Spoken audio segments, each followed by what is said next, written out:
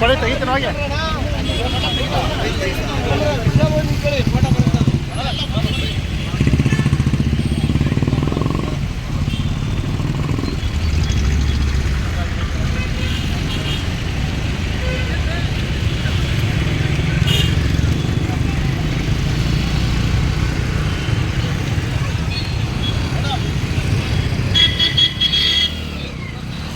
ನಿಮಗೆಲ್ಲರಿಗೂ ತಿಳಿದಿರುವಂತೆ V G ಅಶೋಕ್ರವರು ಈ ಸೌತ್ ಸೆಂಟ್ರಲ್ ಕಮಿಟಿ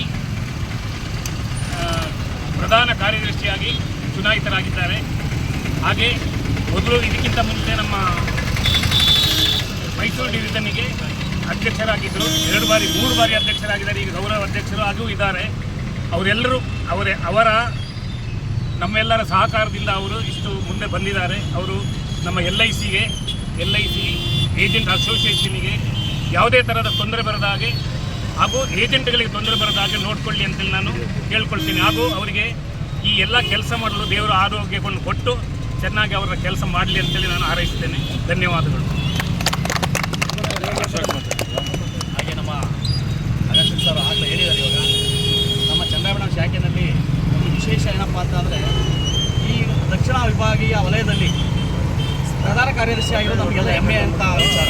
ಯಾಕೆ ಅಂತಂದರೆ 2048 ಬ್ರಾಂಚ್ ಅಂತಂದರೆ ನಮ್ಮ 48ನೇ ಬ್ರಾಂಚಲ್ಲಿ ನಮ್ಮ ಅಶೋಕ್ರವರು ನಮ್ಮ ಬ್ರಾಂಚಿಂದ ಆಗಿರೋದು ನಮಗೆಲ್ಲರಿಗೂ ಸಹ ಖುಷಿ ತಂದುಕೊಟ್ಟಿದೆ.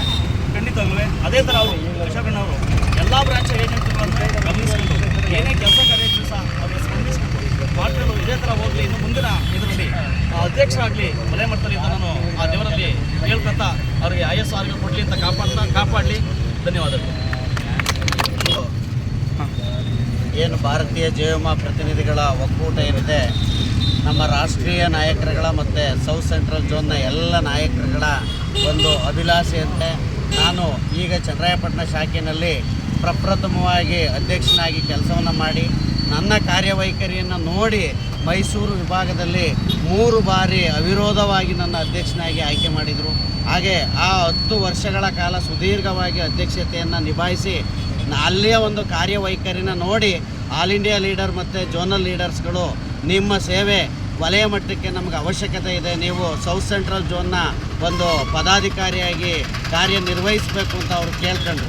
ಆ ಸಂದರ್ಭದಲ್ಲಿ ನಾನು ಸಹ ನನ್ನ ಎಲ್ಲ ವಿಭಾಗದ ಎಲ್ಲ ಪದಾಧಿಕಾರಿಗಳ ಒಂದು ಆಸೆಯಂತೆ ನಾನು ನಮ್ಮ ಶಾಖೆಯ ಒಂದು ಕೀರ್ತಿ ಪತಾಕೆನ ಹಾರಿಸ್ಬೇಕು ಅಂತ ಹೇಳಿ ನಾನು ಸಹ 18ನೇ ತಾರೀಕು ನಡೆದಂಥ ಒಂದು ಆಲ್ ಇಂಡಿಯಾ ಜನರಲ್ ಬಾಡಿನಲ್ಲಿ ನಾನು ಸ್ಪರ್ಧಿಸಿದ್ದೆ. ಆ ಒಂದು ಇದರಲ್ಲಿ ದಕ್ಷಿಣ ಮಧ್ಯ ವಲಯದ 3 ರಾಜ್ಯಗಳಿಗೆ ಒಳಪಟ್ಟಂತಹ ಕರ್ನಾಟಕ, ಆಂಧ್ರ, ತೆಲಂಗಾಣ ಈ 3 ರಾಜ್ಯಗಳಿಗೆ ಒಳಪಟ್ಟಂತಹ ದಕ್ಷಿಣ ಮಧ್ಯ ವಲಯದ ಪ್ರಧಾನ ಕಾರ್ಯದರ್ಶಿಯಾಗಿ ನನ್ನನ್ನು ಆಯ್ಕೆ ಮಾಡಿದ್ದಾರೆ.